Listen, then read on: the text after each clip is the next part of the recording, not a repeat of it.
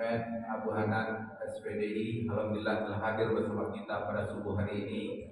Yang sama-sama kita hormati Bapak Imam Khatib Bilal Wali Masjid Al-Barakah, yang sama-sama kita hormati Ketua DKM beserta pengurus, tim pembina dan seterusnya, seluruh jemaah subuh yang dimuliakan Allah Subhanahu wa taala. Syukur alhamdulillah kepada Allah Subhanahu wa taala, subuh ini kita masih dapat hadir di rumah Allah hanya dalam rangka menunaikan kewajiban kita sholat subuh berjamaah, dan nanti kita lanjut dengan kajian subuh. Semoga kegiatan kita pada subuh hari ini diberkahi Allah Subhanahu wa taala.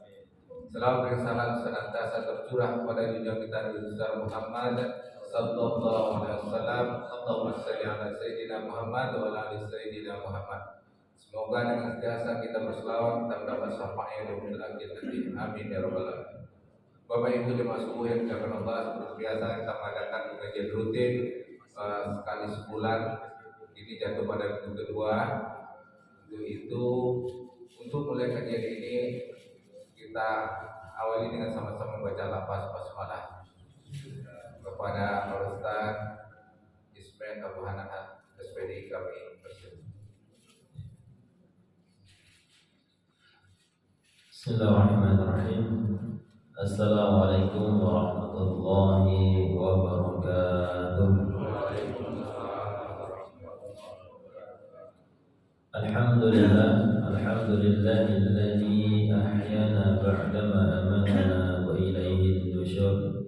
Asyhadu an la ilaha illallah wahdahu la syarika lah wa asyhadu anna Muhammadan 'abduhu wa rasuluhu la nabiyya ba'da.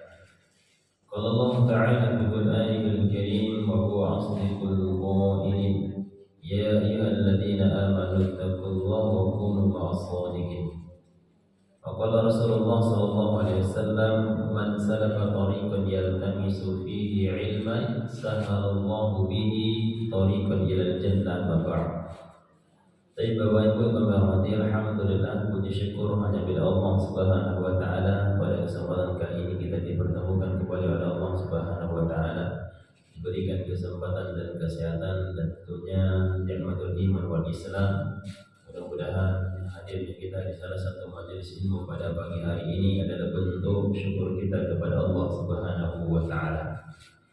Karena sesungguhnya syukur di hadapan Allah yaitu ketika seseorang mendapatkan nikmat, mendapatkan fadilah dari Allah Subhanahu wa taala, yang menggunakan nikmat itu untuk mendapatkan ridhonya Allah Subhanahu wa taala, yaitu ketaatan kepada Allah Subhanahu wa taala. Salawat dan salam semoga selalu tercurahkan kepada baginda suri tauladan kita Habibullah Muhammadin sallallahu alaihi wasallam, kepada keluarga beliau, sahabat-sahabat beliau, tabi'in, tabi'in dan orang-orang senantiasa dan istiqomah menjalankan sunnah beliau hatta yaumil qiyamah.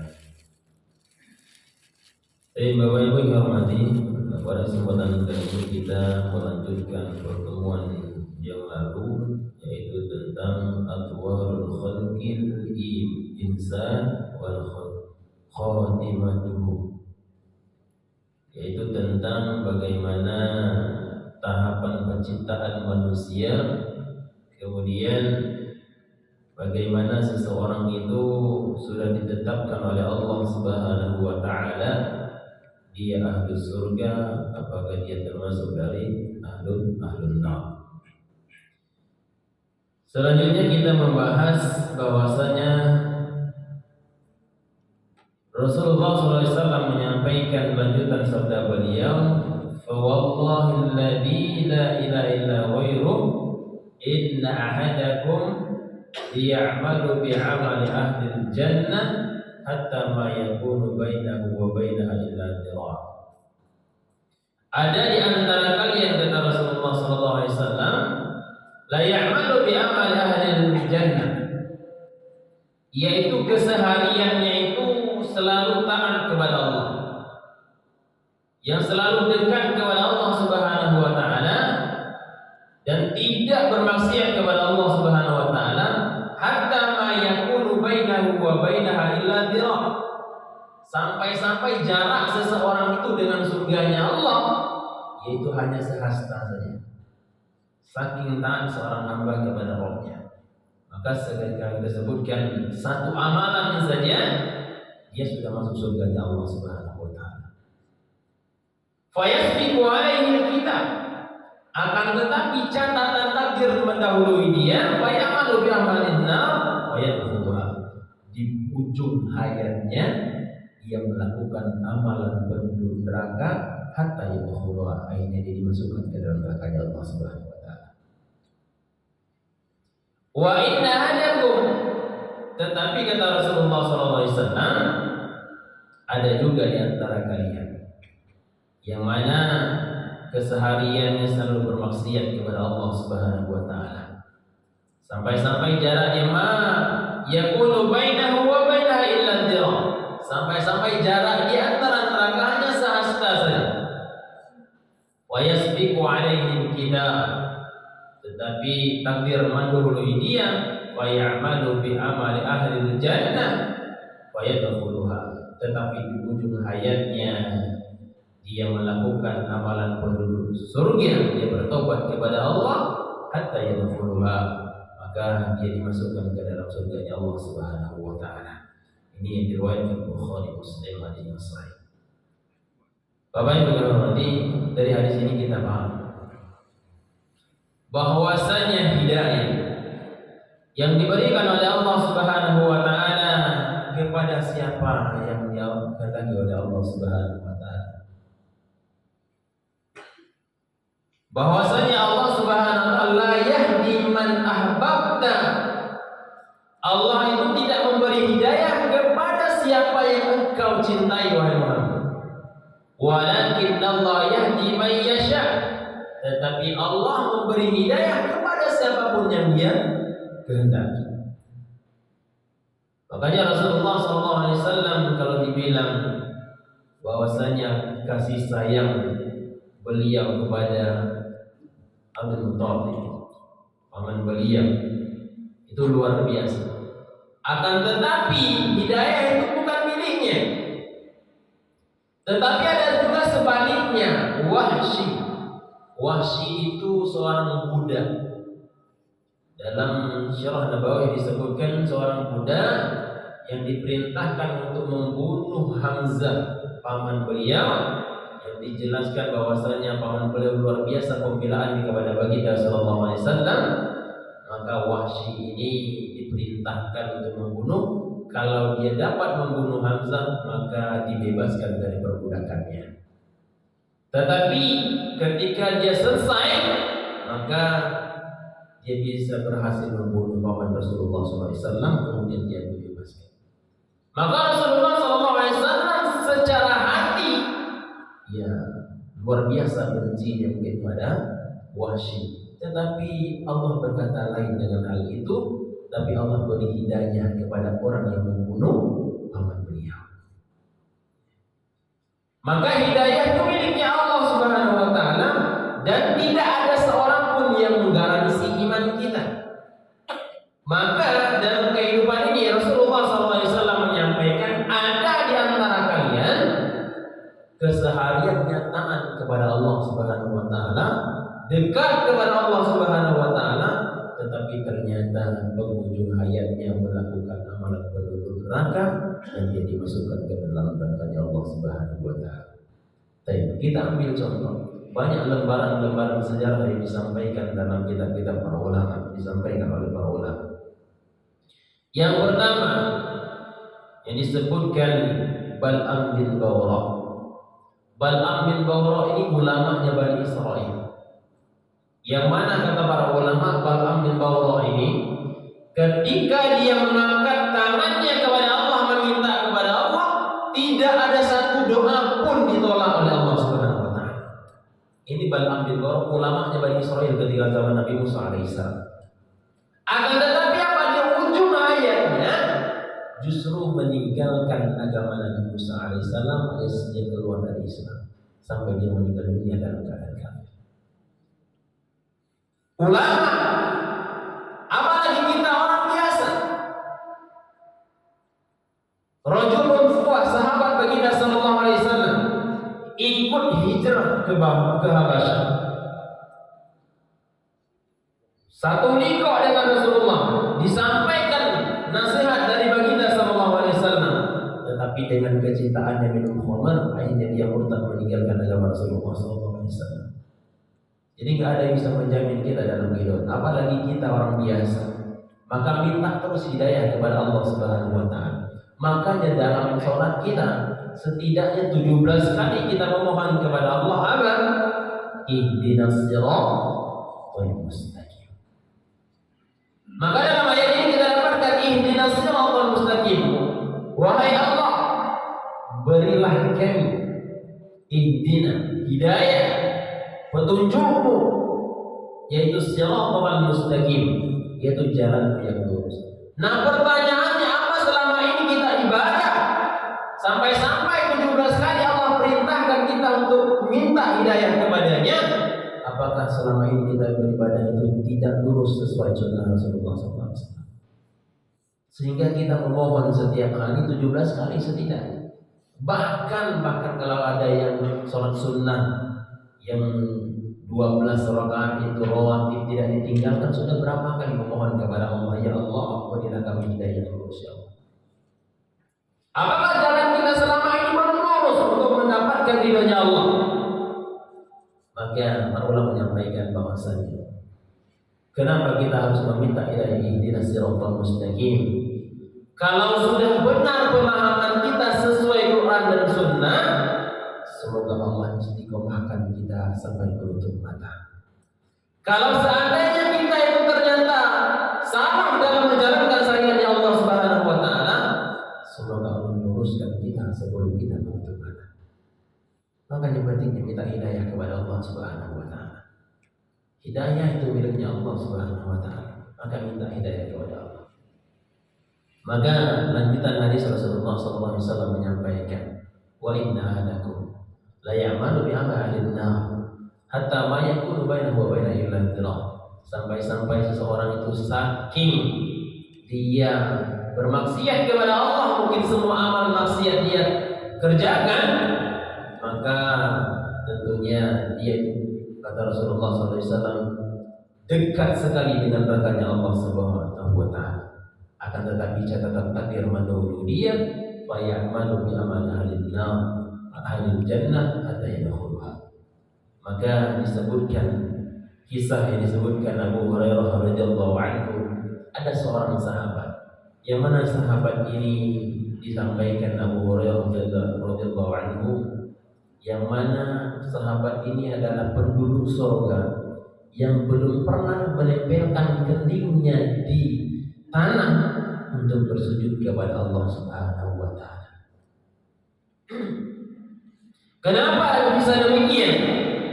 Dia disebutkan penduduk surga padahal belum pernah bersujud kepada Allah Subhanahu wa taala. Ushayr bin Abdul Ashhab, sahabat Rasulullah SAW, ketika beliau menghadap ke baginda sallallahu alaihi wasallam, kemudian dia mengatakan syahadat dan beriman kepada baginda sallallahu alaihi wasallam, kemudian dia mengatakan, ya Rasulullah, salat, katanya. Kata para sahabat, belum waktunya salat. Terus apa yang saya kerjakan? Para sahabat mengatakan, ikut berjuang bersama Rasulullah SAW, karena ketika itu pas dia masuk Islam, ketika itu ada peperangan melawan kafir Quraisy, orang-orang yang bangkang dengan dakwahnya Rasulullah SAW. Akhirnya dia ikut berperang. Ketika dalam peperangan Allah takdirkan dia syahid di jalan Allah Subhanahu wa taala. Belum pernah dia melakukan salat sujud kepada Allah. Belum pernah melakukan amalan-amalan yang lainnya. Makanya Abu Hurairah radhiyallahu anhu mengatakan, inilah penduduk surga yang belum pernah menempelkan keningnya ke tanah untuk bersujud kepada Allah Subhanahu wa taala. Maka hidayah itu miliknya Allah Subhanahu wa taala dan diberikan kepada siapa saja yang dia kehendaki oleh Allah Subhanahu wa taala. Makanya kita diperintahkan agar meminta hidayah agar apa? Agar kita itu seandainya sudah jelas kita istiqomahkan oleh Allah, mudah-mudahan kita dimatikan dalam husnul khotimah. Maka mintalah hidayah kepada Allah Subhanahu wa taala. Kemudian ilmu Allah Ta'ala. Inna Allah Ta'ala ya'lamu ahwalul khalqi qabla an yakhluqu. Bahwasanya Allah Subhanahu wa Ta'ala mengetahui keadaan bagaimana yang dihadapi oleh seorang hamba sebelum seorang hamba itu diciptakan oleh Allah Subhanahu wa Ta'ala. Fama yakunu minhum syai'un min iman wa ta'ah aw kufru wa ma'siyah. Maka Allah mengetahui orang ini orang beriman dan taat atau kufur dan bermaksiat kepada Allah Subhanahu wa Ta'ala.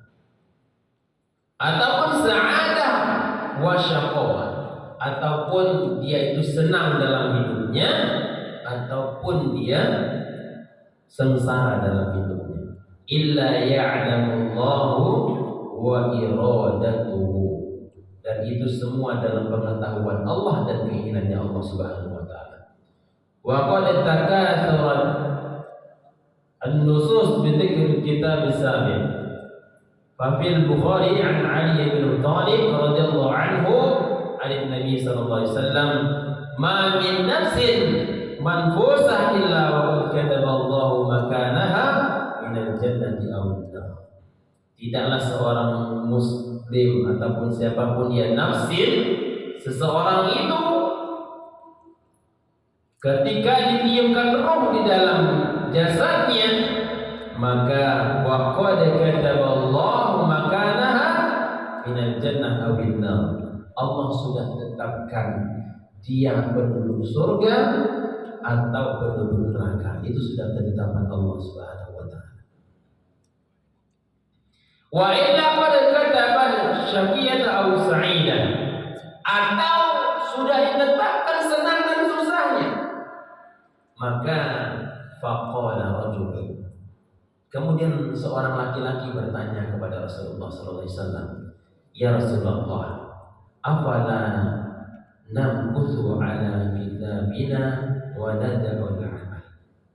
Kalau begitu wahai Rasulullah, kata orang ini yang mengatakan, "Fala namkuthu ala kitabina." Kalau sudah ditakdirkan susah dan senang, kalau sudah ditakdirkan penduduk surga kita penduduk neraka, ya sudah, namkutu, kita sudah pasrah saja kepada Allah Subhanahu wa Ta'ala. Wa nad'u al-amal, kemudian sudah enggak usah beramal lagi, enggak usah ditentukan. Ya sudah, kita tinggal saja, tinggal menerima apa yang sudah ditakdirkan oleh Allah Subhanahu wa Ta'ala. Tapi apa jawaban Rasulullah SAW? Faqala i'malu fa kulli muyassarin lima khalaqillah. Maka kata Rasulullah, tidak, tetaplah kalian beramal, maka setiap seseorang muyassarin, dimudahkan baginya. Amma ahlus sa'adah wa yasiruna lil 'amali ahlus sa'adah. Kalau seseorang itu ditakdirkan bahagia, senang, maka dia akan dimudahkan oleh Allah untuk menuju jalan-jalan kesenangannya itu. Jadi ada jalan. Wa ahlus syaqawah fa yasiruna lil 'amali ahli syaqawah. Adapun orang yang ditakdirkan sengsara dalam hidupnya, dia akan meniti, dimudahkan untuk jalan untuk menuju kesengsaraan itu. Maka Rasulullah SAW itu maqala, Rasulullah membaca ayat, fa amma man aqqa wattaqa wa saddaqa bil husna. Maka Rasulullah, fa amma man aqqa wattaqa, orang yang bersedekah dan memberi dan membenarkan waqad wa saddaqa bil husna, bahwasanya ada balasan dan jaza pahala di hadapan Allah Subhanahu wa Ta'ala. Wa 'ala dzalika fa in 'alima Allah la yarfa'u 'anil 'abdi ikhtiyaru wal qasd. Maka oleh karena itu, dari takdir yang Allah berikan kepada seorang hamba tidak menafikan yang namanya ikhtiyar wal qasd. Maka seorang hamba harus ikhtiyar berikhtiar, berusaha. Maka takdir yang Allah sudah tetapkan itu tidak menafikan ikhtiar, maka perlu ikhtiar. Karena kita sudah diberi akal oleh Allah Subhanahu wa taala, sudah bisa memilih, maka butuhnya ikhtiar. Li'anna al-ilma sifatul ghairi wahid. Karena sesungguhnya amal dan sifat yaitu perbuatan seseorang, wa qad amara Allah taala al-khalq bil iman wa ta'at. Allah Subhanahu wa taala memerintahkan kita agar kita itu beriman dan taat kepada Allah. Allah itu perintah Allah. Wa nahahum 'anil kufri wal ma'siyah, dan Allah larang kita untuk apa? Untuk berbuat kufur dan bermaksiat kepada Allah. Itu perintah Allah. Iman dan taat itu perintahnya Allah untuk dilaksanakan. Kemudian kufur dan maksiat itu juga perintah Allah untuk ditinggalkan. Wa dzalika birhana 'ala anna lil 'abdi ikhtiyaran wa qasdan ila ma yurid. Maka seseorang hamba harus berikhtiar, harus berusaha untuk menuju apa yang dia inginkan. Kalau dia ingin surga, maka usaha. Ingin surganya Allah, maka usaha. Kalau dia ingin bahagia, juga dia berusaha. Wa illa kana amarullah ta'ala wa nahyihi aidan. Maka wadhalika mahalu qala ta'ala wa nafsi wa ma sawwaha fa alhamaha fujuraha wa taqwaha qad aflaha man zakkaha wa qad khaba man dassaha. Maka di sini ya orang bertakwa akan mendapatkan apa yang dia laksanakan. Makanya qad aflaha man zakkaha, maka beruntung orang-orang yang menyucikan dirinya, wa qad khaba man dassaha.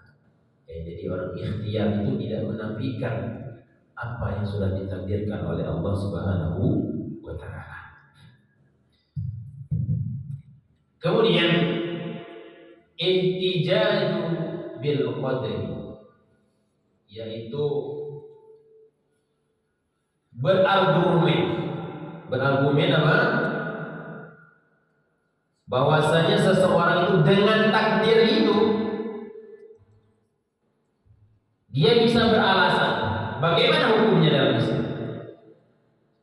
Kita semua kan sudah ditakdirkan, maka dia beralasan semua yang sudah dilakukan itu takdirnya Allah Subhanahu wa taala.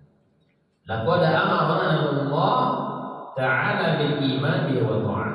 Maka kita sebutkan tadi Allah perintahkan iman dan taat dan melarang kita untuk berbuat kekufuran. Maka wadzalika ma kafanna kullifna bihi, Allah Subhanahu wa taala menetapkan bagi kita wa ma qadara Allah lana aw alaina majhul la ilma lana bihi wa lasna mas'ulin anhu.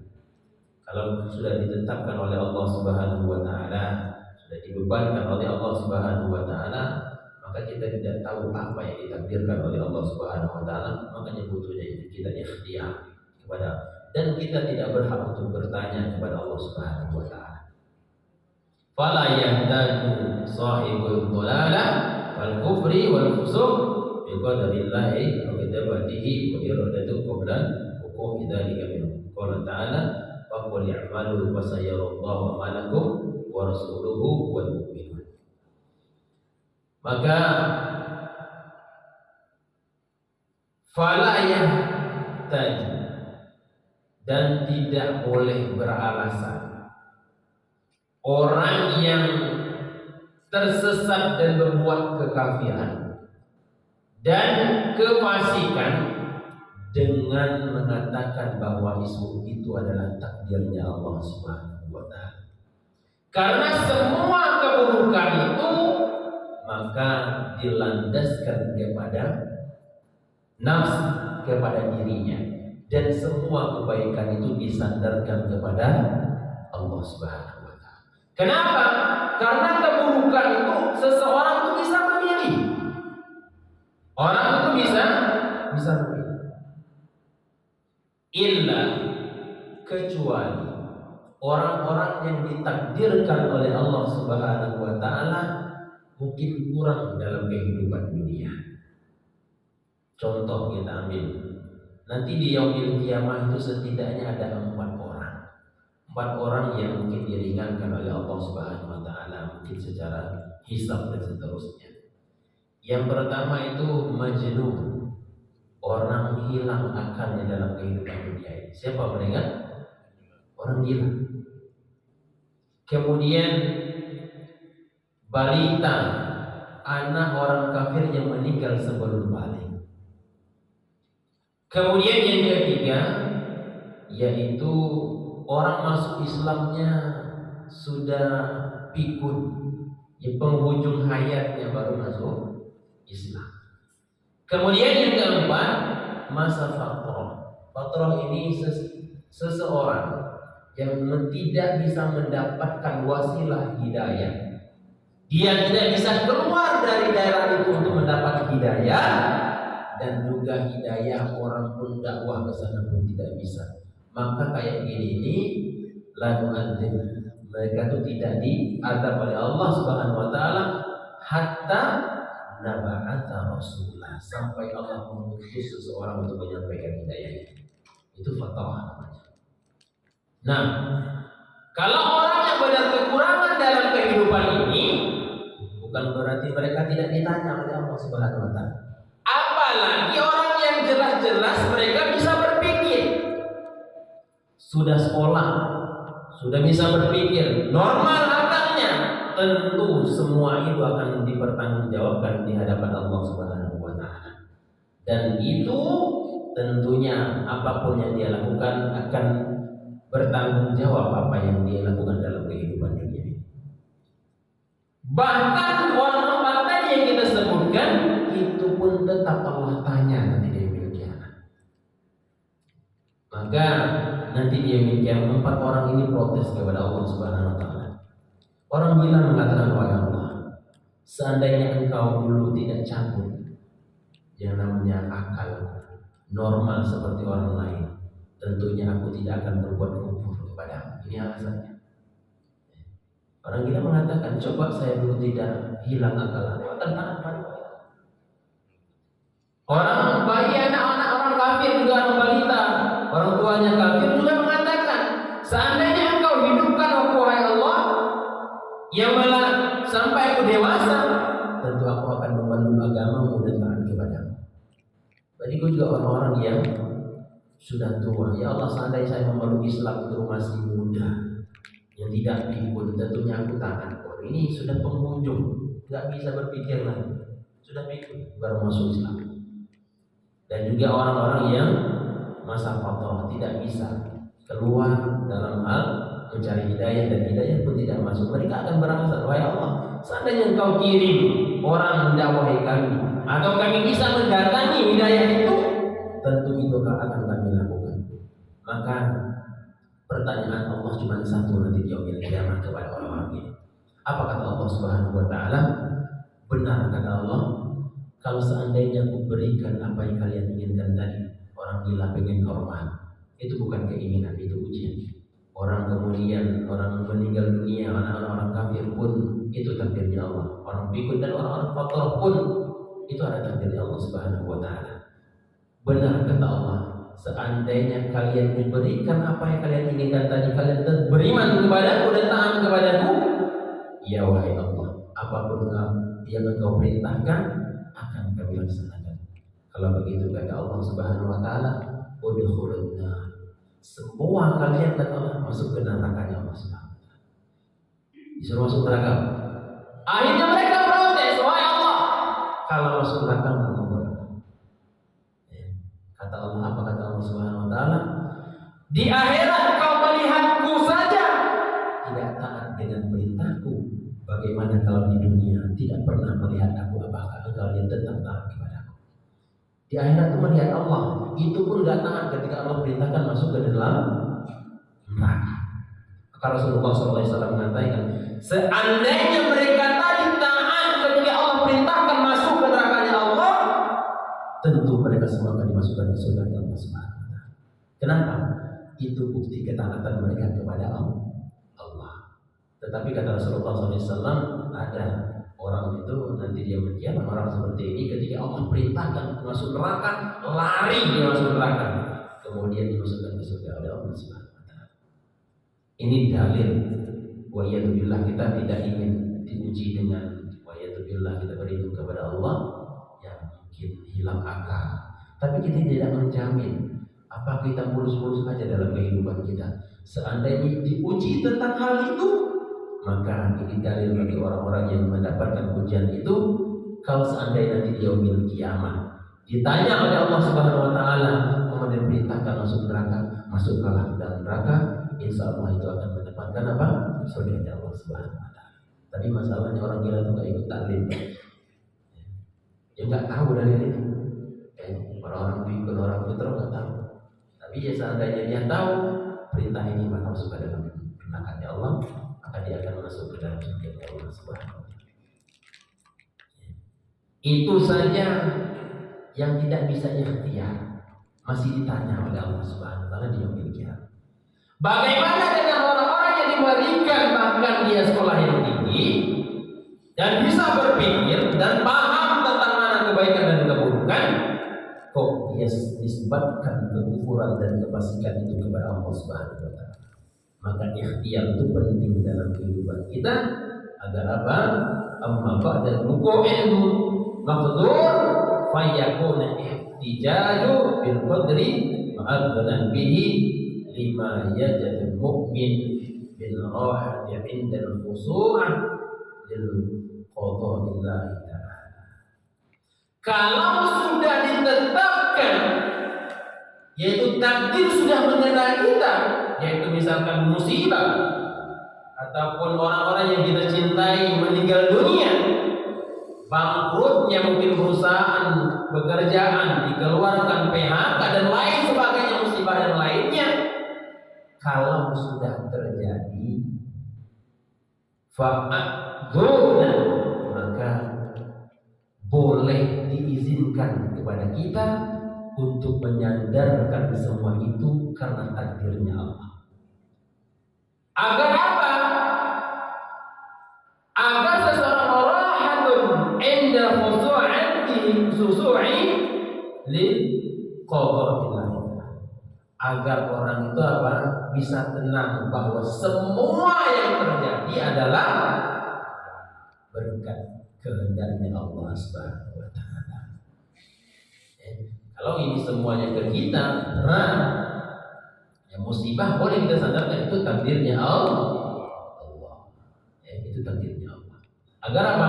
Kita bisa tenang. Semua di balik musibah itu ada jaza di hadapan Allah Subhanahu wa taala. Ada pahala sabar di balik itu semua. Wa qada'a Allah taala lil mu'min yajri bil khairi fi suratil as-sarra wa dharra. Maka bagi seorang muslim semua takdir Allah Subhanahu wa taala, maka itu lil mu'min yajri bil khair, semua itu mengalir karena kebaikan. Fi surati sarra wa dharra, baik itu berupa keburukan ataupun kesenangan. Makanya dalam hadis Rasulullah menyampaikan ajaban lil mu'min, menakjubkan amrul mukmin. Semua perkara urusan yang dilakukan oleh seorang mukmin itu menakjubkan, kata Rasulullah. Kenapa? Rasulullah SAW menyampaikan, wa in asabahum dharra fasabaru fakana khairul lahum. Kalau ditimpa musibah sesuatu yang tidak disenangi, fasabaru, maka dia bersabar, fakana khairul lahum, maka dia bersabar, maka itu baik baginya. Dapat pahala. Fa in asabahu sarra, kalau dia ditimpa dengan kesenangan, maka fasyakara, maka dia bersyukur, fakana khairul lahum, dan itu pun baik baginya. Maka seorang mukmin itu tenang dalam kehidupan. Kalau dia sudah ditimpa sesuatu, maka semua itu takdirnya Allah Subhanahu wa taala. Tapi ketimpaan keburukan dalam diri, kekafiran, kefasikan, itu tidak bisa dinisbatkan kepada Allah Subhanahu wa taala. Kenapa? Karena ikhtiar memilih itu ada dalam kehidupan kita.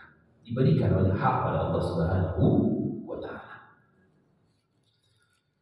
Baik, Bapak Ibu yang hormati, kemudian al-a'malu bil khawatim.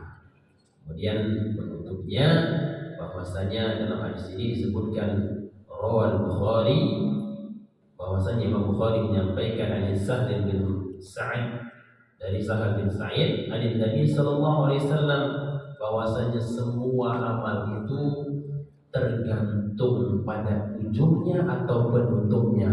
Maka hadisnya menyampaikan apa? Innamal a'mal bil khawatim.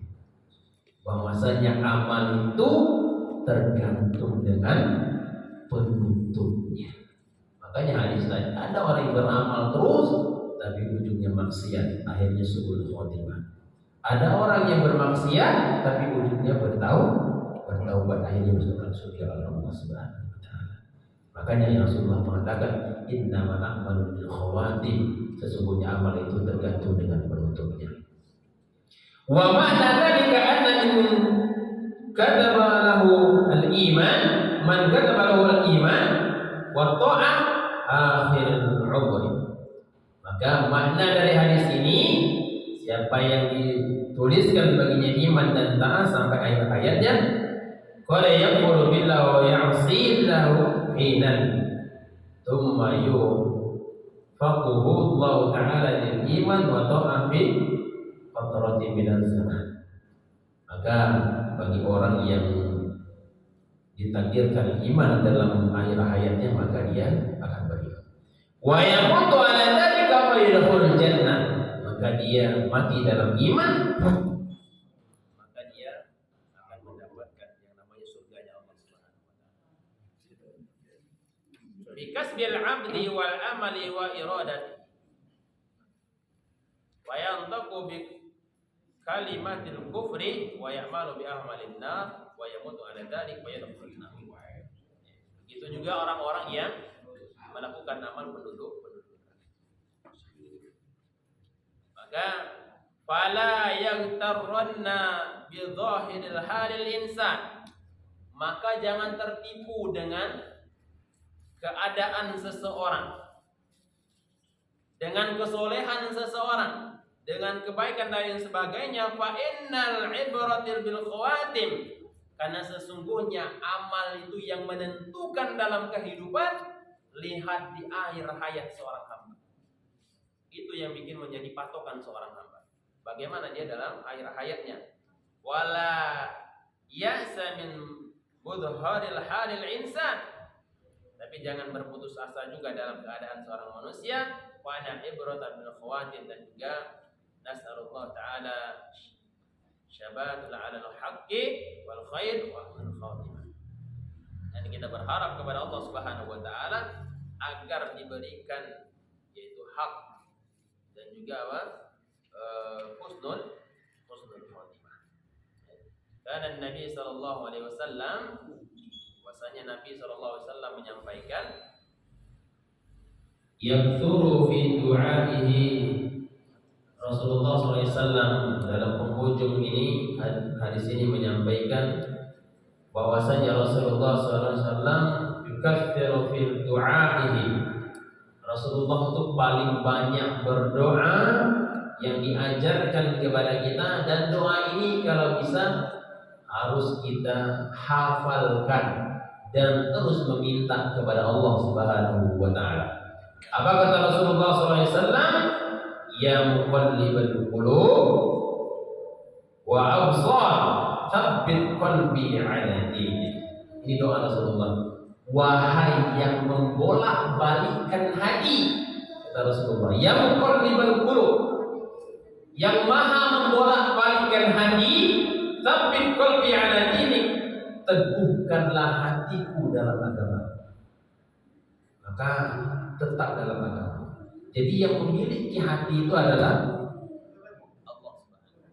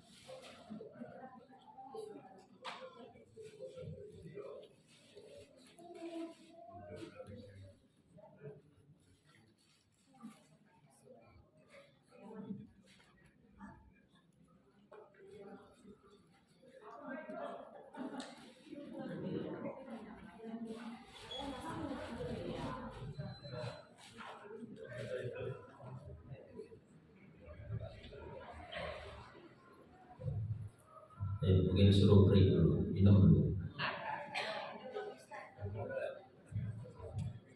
Baik.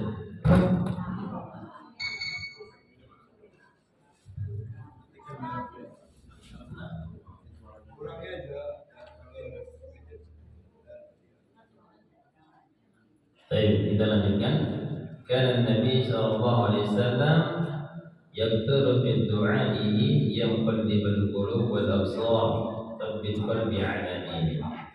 Ini doa yang paling banyak dipanjatkan Rasulullah SAW. Wahai yang membolak-balikkan hati, teguhkanlah hatiku di dalam agama. Dalam riwayat Muslim, innal quluba bani Adam. Dalam riwayat Muslim disebutkan sesungguhnya hati anak Adam baina asbu'aini bin asabi'ir rahman azza wa jalla, bahwasanya hati seorang hamba itu di antara dua jemarinya Allah Subhanahu wa taala, dari dalam genggaman Allah Subhanahu wa taala. Hakal bil wahid yusrifuhu kaifa yasha, maka kapanpun Allah ingin membolak-balik hati seseorang, maka bisa Allah lakukan.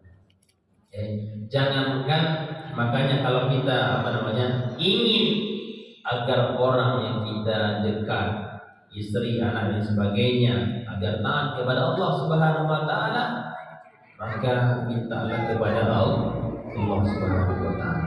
Karena yang membolak-balikkan hati adalah Allah. Jangan ke hati pasangan kita, hati anak kita, hati kita pun di tangannya Allah Subhanahu wa taala. Gak bisa kita pegang, apalagi hati orang lain.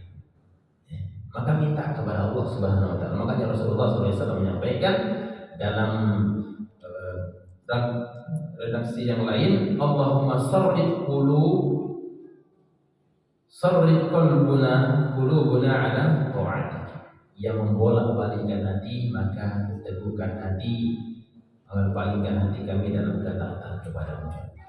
Maka minta kepada Allah agar senantiasa kita dalam ketaatan kepada Allah Subhanahu wa taala.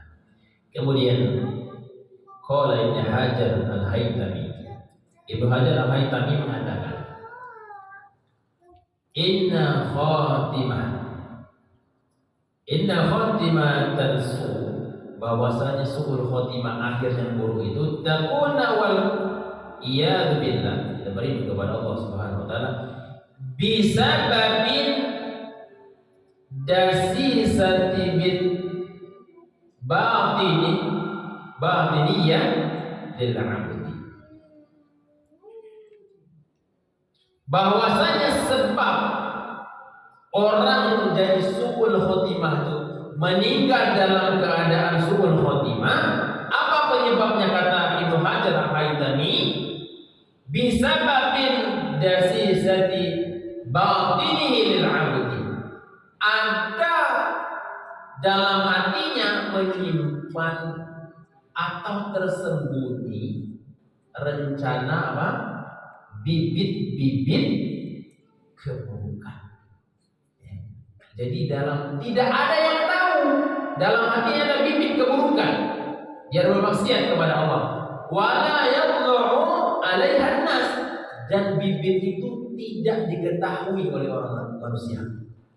Ada keburukan di hatinya, dan itu orang nggak ada yang tahu. Wa kadzalika qad ya'malu rajul 'amal ahlun nar wa fi batinihi khoslatul khair. Maka orang itu menjadi suul khotimah karena ada terpendam keburukan yang dia niatkan. Maka itu penyebab orang menjadi suul khotimah. Kemudian wa khair khafiyah taghlibu 'alaiha akhir umrihi wa tujabu lahu husnul khotimah. Maka tersembunyi rahasia-rahasia itu tadi yang tidak diketahui oleh orang lain, akhirnya dia menjadi suul khotimah. Wahaka, kemudian Abdul Aziz bin Daud mengatakan, menceritakan, hadarat indal muhtadar laqana syahadatain, Abdul Aziz bin Dawud ini pernah menghadiri orang yang lagi ditalqin untuk syahadat ketika meninggal dunia. Faqal, dia mengatakan huwa kafirun bihim, tetapi menolak mengucapkan syahadat. Ketika ditalqin itu nggak mau ngomong. Syahadat itu nggak mau ngomong. Fasu'ila anhu, kemudian dia wasa'ala anhu, kemudian dia bertanya. Fa idza huwa mudminul khamr. Ternyata orang tadi itu adalah peminum khamr. Wa kana Abdul Aziz yaqul ittaqud dunub fa innaha hiyallati au qa'idi. Maka takutlah kalian dengan perbuatan dosa, karena sesungguhnya dosa itu menjatuhkan seseorang itu dalam su'ul khotimah. Maka dosa itu apa? Penyebab su'ul khotimah. Maka su'ul khotimah itu ada juga orang yang makanya dia masuk ke surganya Allah. Dia memang orang bermaksiat, tetapi dalam batinnya aslinya menolak tentang kemaksiatan itu, dan ada benih kebaikan dalam hatinya, dan benih itu tumbuh sebelum dia meninggal dunia dan dia bertobat kepada Allah Subhanahu wa taala. Maka tidak bisa kita remehkan siapapun yang bermaksiat sekarang ini. Mereka melakukan kemaksiatan, ketahuilah yang kita benci adalah maksiatnya, bukan orangnya. Orang tetap kita rangkul, orang yang tetap kita ajak. Agar apa? Yang kita benci itu adalah mereka melakukan kemaksiatan itu, bukan orangnya yang kita benci. Maka oleh karena itu bahwasanya hidayah itu miliknya Allah, maka mintalah kepada Allah Subhanahu wa taala. Hidayah itu dalam Al-Qur'an adalah doa pertama yang harus kita minta dari ayat-ayat Al-Qur'an. Maka doa yang pertama itu ihdinas siratal mustaqim. Begitu juga Rasulullah SAW ketika berdoa, yang beliau minta apa? Juga hidayah. Allahumma inni nas'aluka huda. Allahumma inni as'aluka huda. Wahai Allah, berilah aku hidayah. Padahal beliau adalah Rasulullah SAW, jelas surganya, jelas maksumnya, tapi tetap diajarkan kepada kita agar senantiasa memohon yaitu petunjuk dan hidayah dari Allah Subhanahu wa taala. Baik, masyaallah muslimin rahimani wa rahimakumullah. Mungkin sekian bisa kita sampaikan pada kesempatan kali ini. Kalau khilaf salah, kami mohon maaf sebesar-besarnya. Assalamualaikum warahmatullahi wabarakatuh. Waalaikumsalam warahmatullahi wabarakatuh. Bapak Ibu, kalau ada yang mau bertanya yang kurang jelas nanti bisa kita dipermudah. Silakan Bapak Ibu.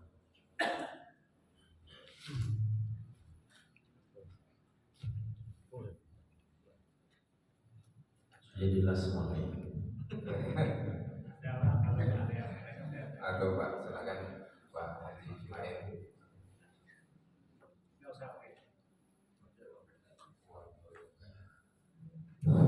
Terima kasih. Assalamualaikum warahmatullahi wabarakatuh.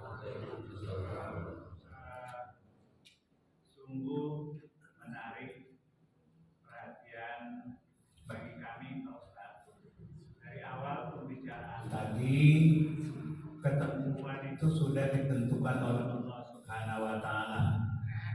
Belum kita digaikan di permukaan bumi ini. Berarti kita menunggu saja. Seperti yang saya tanyakan pada pertemuan sebelum ini, itu kan ada pepatah mengatakan Tuhan tidak akan berubah nasib manusia, kecuali manusia itu sendiri yang merubahnya. Kemudian yang saya tanyakan, itu bertolak belakang. Kemudian yang saya tanyakan berikutnya, bagaimana dengan umat-umat yang di luar agama Islam?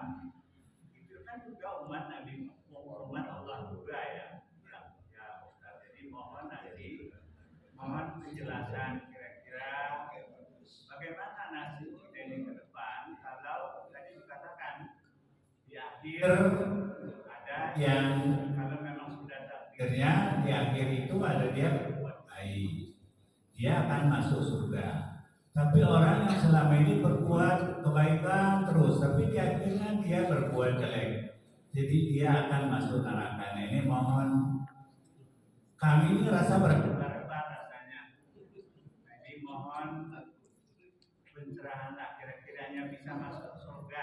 Dan ada juga mengatakan semua umat Nabi Muhammad itu katanya akan masuk surga karena dia sudah mengucapkan asyhadu an la ilaha illallah wa asyhadu anna muhammadar rasulullah. Dimohon Pak Ustaz penjelasan.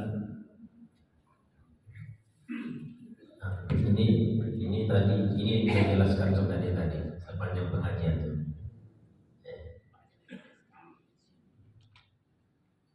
Tadi sudah kita sampaikan bahwasanya memang takdir itu sudah ditetapkan oleh Allah. Tapi jangan nafikan. Allah itu punya sifat yaf'alu ma yurid. Allah itu punya sifat melakukan apa yang dia kehendaki. Itu sifatnya Allah, itu ada sifatnya Allah. Makanya kalau nanti dalam takdir ada pembahasan takdir tahunan, mingguan, bahkan itu dalam kehidupan. Maka secara itu maka keburukan kenapa tidak bisa dinisbatkan ke dalam takdirnya Allah? Yang kekafiran ini kan orang kafir sama-sama ya hambanya Allah. Mereka juga hambanya Allah. Ya kenapa? Berarti kan Allah secara itu nggak adil dong. Nah, ini mulai berkata tentang ketidakadilannya Allah.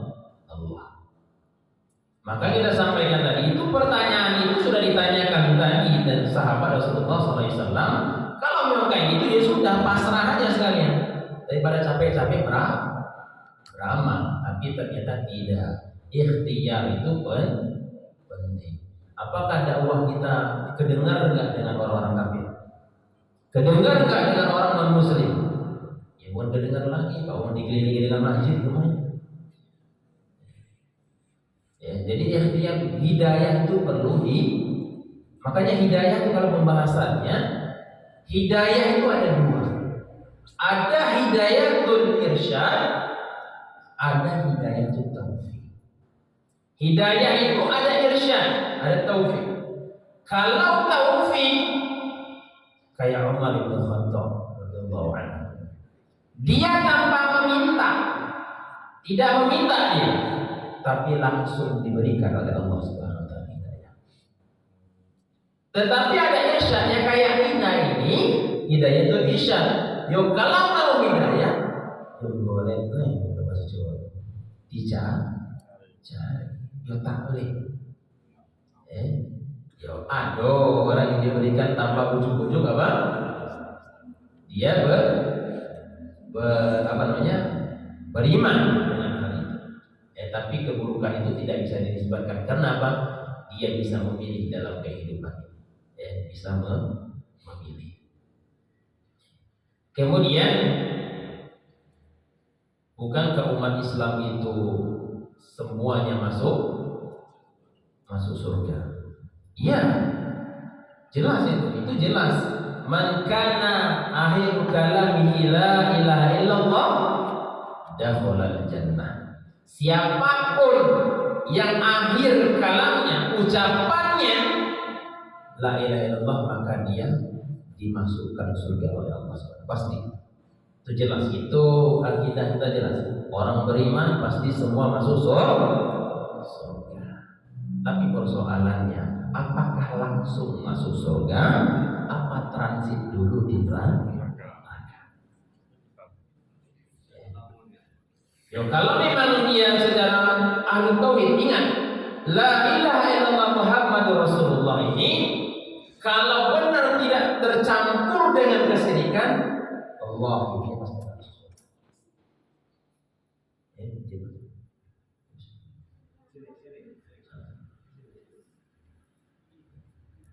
Itu pasti masuk surganya Allah Subhanahu wa taala. Tetapi persoalannya, ya kalau dibilang apakah ini dalil ini disebutkan bahwasanya ya sudah, kan orang yang syahadat sudah pasti masuk kita lalai. Ya sudah. Ya kalau memang benar tauhidnya dia, walaupun dia maksiat, dia pasti masuk surga. Tetapi ya dia dibersihkan dulu di nerakanya Allah Subhanahu wa taala. Ya. Jadi apa namanya, yang kita inginkan bukan apa-apa, tapi apa? Ya jangan sampai transit. Ya. Itu yang kita inginkan. Kenapa?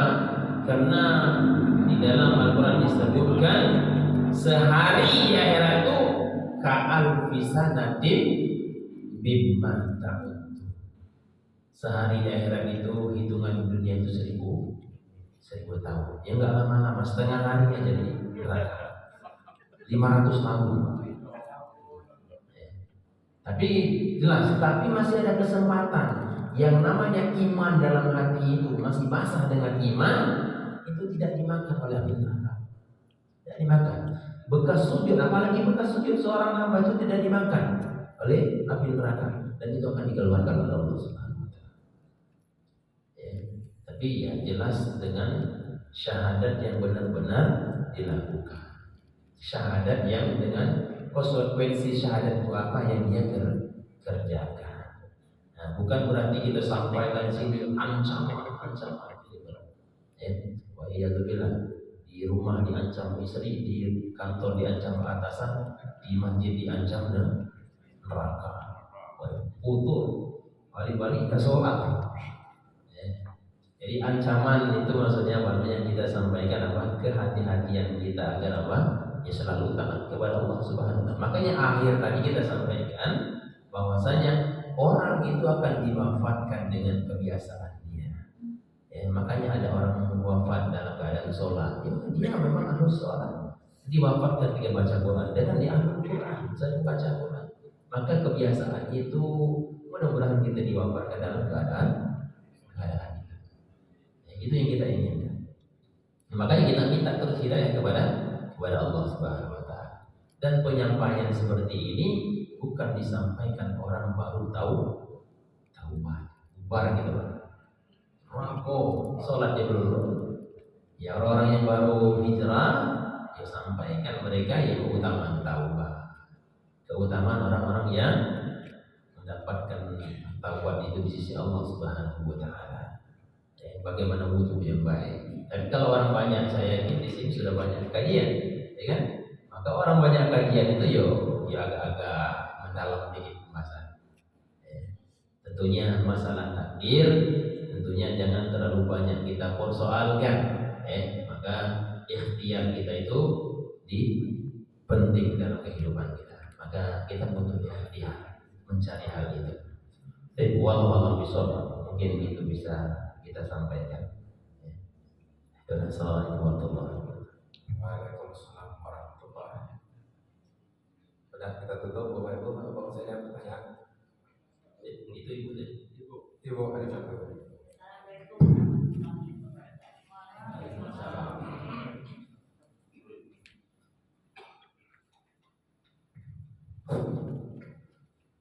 Ini Pak, saya melihat orang yang lebih dari 80 tahun meninggal itu sudah banyak sekali pikun. Saya rupiah dari tahun yang kedua sampai sekarang, sampai kemarin saya mandi jenazah. Tapi yang tahun lalu itu banyak sekali yang pikun. Sudah 80 lebih, 84 lebih Pak. Itu yang saya ini kan. Ya sekarang sedangkan saya ini sudah 81. Jadi takut pikun. Pikun bagaimana doanya? Supaya jangan pikun. Bagaimana yang dikerjakan supaya jangan pikun? Itulah Pak. Saya ini belum satu Pak. Jadi kalau pikun nanti bagaimana? Saya takut pikun. Ya sudah. Assalamualaikum warahmatullahi wabarakatuh.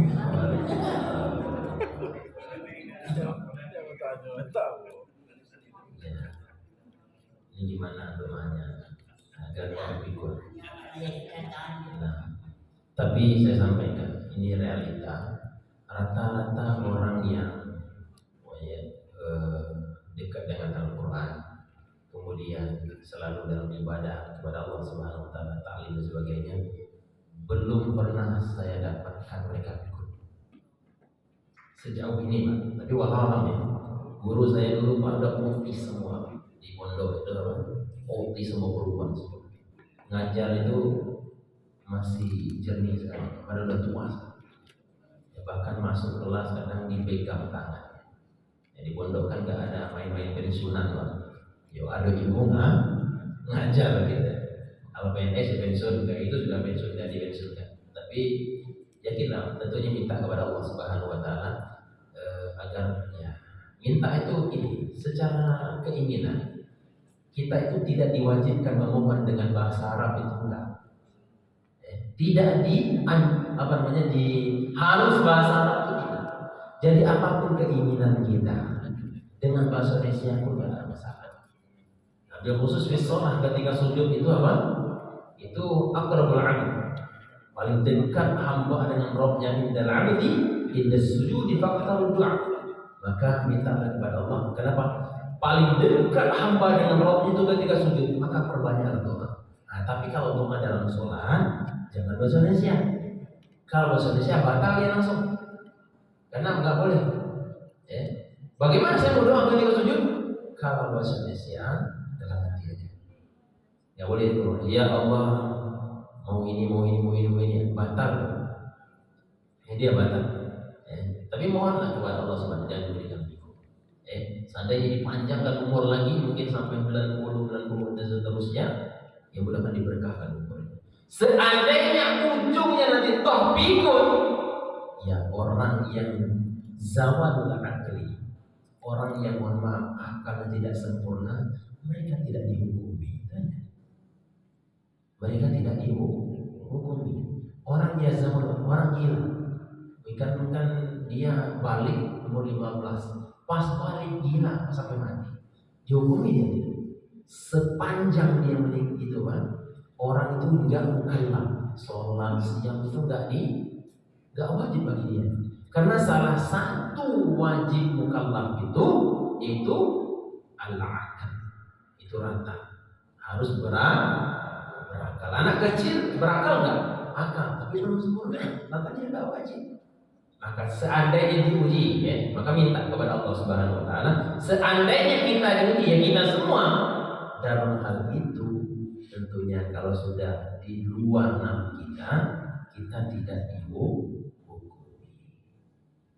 Maka mohonlah kepada Allah. Jadi ya, jangan terlalu khawatir apa yang ke depan, jangan pernah dirisaukan apa yang sudah lewat. Yang ke depan tinggal dijalani, yang sudah berlalu sudah. Mudah-mudahan yang setelahnya lebih baik. Itu walau yang minta itu enggak mesti kalau saya ajarkan gimana doanya, yang minta saja kepada Allah. Walaupun itu bahasa Indonesia ada masalah. Bahasa Indonesia pun boleh, bahasa Bengkulu pun boleh, Rejang pun boleh. Enggak ada masalah. Terima Allah. Ya, terima kasih Ustaz, karena waktu suruh sudah masuk ke tutup beda. Terima kasih atas kajian yang pada subuh hari ini sangat bermanfaat. Semoga apa yang kita sampaikan menjadi istiqamah kita semua. Kita tutup kajian kita pada subuh ini, kita sama-sama melafalkan hamdalah. Alhamdulillah. Wabillahi taufiq wal hidayah. Assalamualaikum warahmatullahi wabarakatuh. Waalaikumsalam warahmatullahi wabarakatuh.